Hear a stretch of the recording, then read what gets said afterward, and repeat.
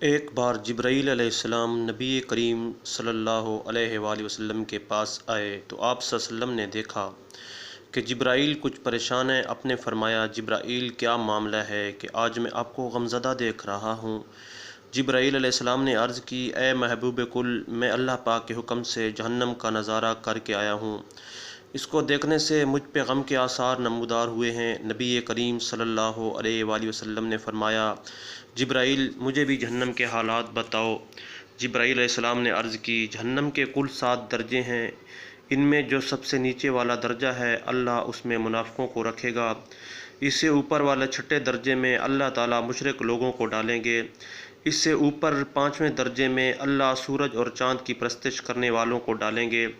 4تھے درجے میں اللہ پاک آتش پرست لوگوں کو ڈالیں گے۔ 3رے درجے میں اللہ پاک یہود کو ڈالیں گے۔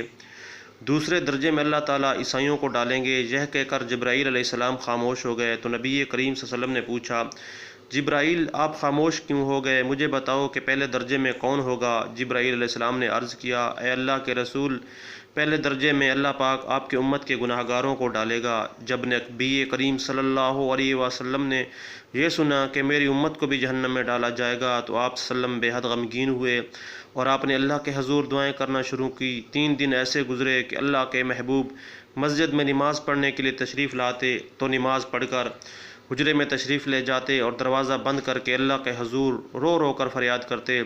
صحابہ حیران تھے کہ نبی کریم صلی اللہ علیہ وسلم پہ یہ کیسی کیفیت طاری ہوئی ہے، مسجد سے حجرے جاتے ہیں، گھر بھی تشریف لے کر نہیں جا رہے۔ جب تیسرا دن ہوا تو سیدنا ابوبکر صدیق رضی اللہ تعالیٰ عنہ سے رہا نہیں گیا، وہ دروازے پہ آئے، دستک دی اور سلام کیا، لیکن سلام کا جواب نہیں آیا۔ آپ روتے ہوئے سیدنا عمر کے پاس آئے اور فرمایا کہ میں نے سلام کیا لیکن سلام کا جواب نہ پایا، لہٰذا آپ جائیں، آپ کو ہو سکتا ہے سلام کا جواب مل جائے۔ آپ گئے تو آپ نے 3 بار سلام کیا لیکن جواب نہ آیا۔ حضرت عمر رضی اللہ تعالیٰ عنہ نے سلیمان فارسی کو بھیجا لیکن پھر بھی سلام کا جواب نہ آیا۔ حضرت سلیمان فارسی نے واقعے کا تذکرہ علی رضی اللہ تعالیٰ عنہ سے کیا۔ انہوں نے سوچا کہ جب اتنے عظیم شخصیات کو سلام کا جواب نہ ملا تو مجھے بھی خود نہیں جانا چاہیے بلکہ مجھے ان کی نور نظر بیٹی فاطمہ اندر بھیجنی چاہیے، لہٰذا آپ نے فاطمہ رضی اللہ تعالیٰ عنہ کو سب احوال بتا دیا۔ آپ حجرے کے دروازے پہ آئیں، ابا جان السلام علیکم۔ بیٹی کی آواز سن کر محبوب کائنات اٹھے اور دروازہ کھولا، سلام کا جواب دیا۔ ابا جان، آپ پر کیا کیفیت ہے کہ 3 دن سے آپ جہاں تشریف فرما ہیں؟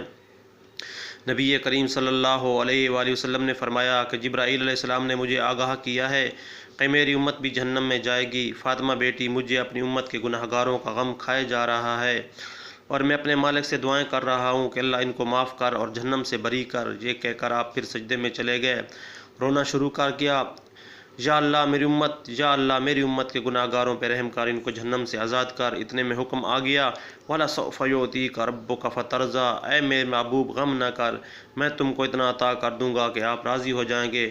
آپ خوشی سے کھل اٹھے اور فرمایا، لوگو، اللہ نے مجھ سے وعدہ کر لیا کہ وہ روز قیامت مجھے میری امت کے معاملے میں خوب راضی کریں گے اور میں نے اس وقت تک راضی نہیں ہونا جب تک میرے آخری امتی بھی جنت میں چلا جائے۔ لکھتے ہوئے آنکھوں سے آنسو آ گئے کہ ہمارا نبی اتنا شفیق اور غم محسوس کرنے والا ہے اور بدلے میں ہم نے ان کو کیا دیا۔ آپ کا 1 سیکنڈ اس ویڈیو کو دوسرے لوگوں تک پہنچانے کا ذریعہ ہے۔ میری آپ سے عاجزانہ اپیل ہے کہ لا حاصل اور بے مقصد پوسٹ ہم سب شیئر کرتے ہیں، آج اپنے نبی کی رحمت کا یہ پہلو کیوں نہ شیئر کریں؟ آئیں ایک شیئر کر کے اپنا حصہ ڈالیں، کیا پتہ کون گناہ گار پڑھ کر راہ راست پہ آ جائے۔